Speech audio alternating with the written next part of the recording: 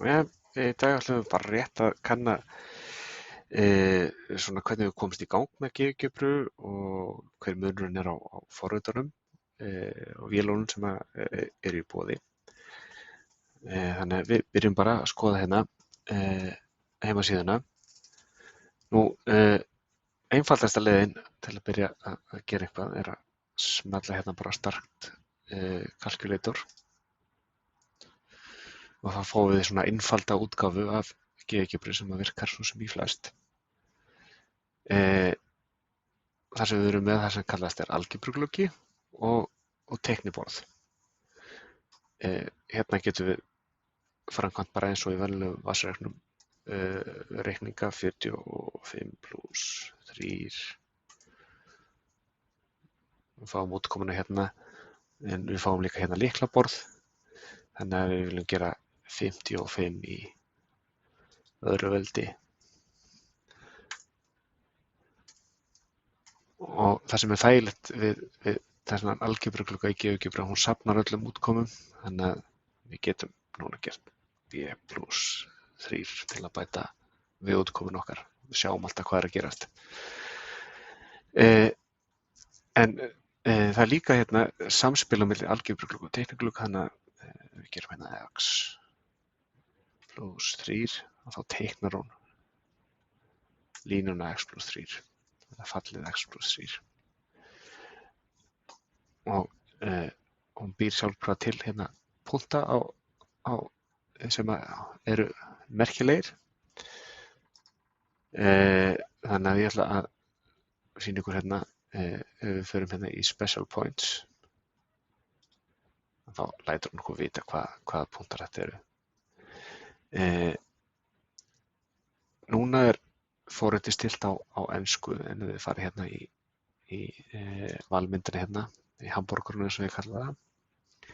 Þá getum við farið í Settings og breytt tungumálinu í íslensku þegar það er búið að því að þetta er á íslensku. Ásamt öllum þessum tungumálum sem þið sjáðu hér. Þannig að sjáu hvernig þið núna sjálfkrafa breytist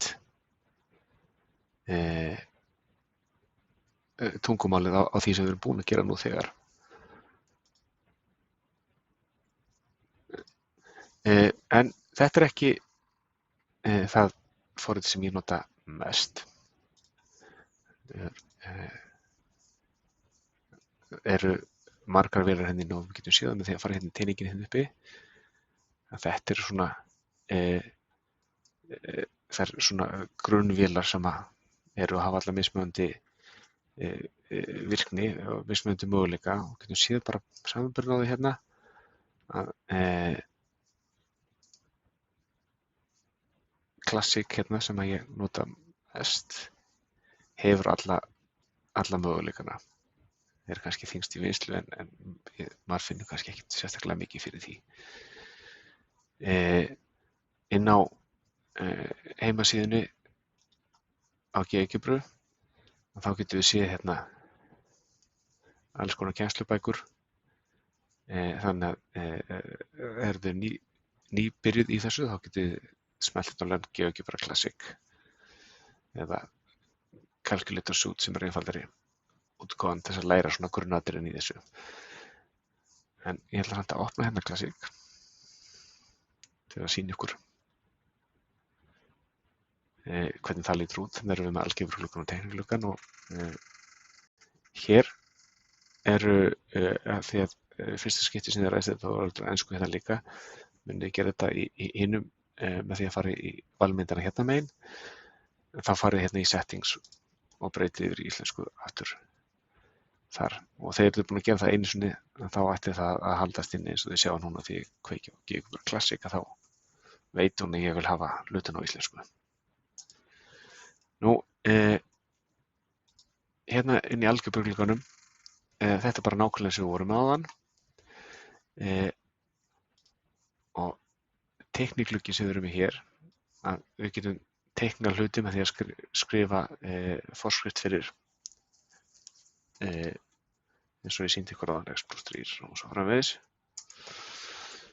En við getum líka teiknað beint inn í teiknigluggan með því að nota þessa verkfærastíku hérna. Þessi verkfærastika inniheldur nokkrar verkfærakistur með svona samhangandi verkfærum. Hér eru punktaverkfæri, línu og línustriksverkfæri. Þannig ég get teiknað línustrik á milli tveggja punkta og við fáum skilgreiningarnar allar hérna inn í algebrugluggann eftir sem áður. Við getum fært hluti til og svo framvegis.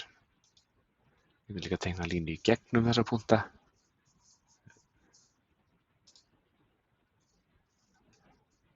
Eða einhverja aðra punkta og svo framvegis. Hér er hægt að setja inn texta og myndir til að vinna með og fleira sem ég ætla ekki að fara í hér. En það sem ég ætla að enda á því að sýna okkur er það að ef þið vistið vinnunum ykkar þá getum við skrifað hérna bara sýni dæmi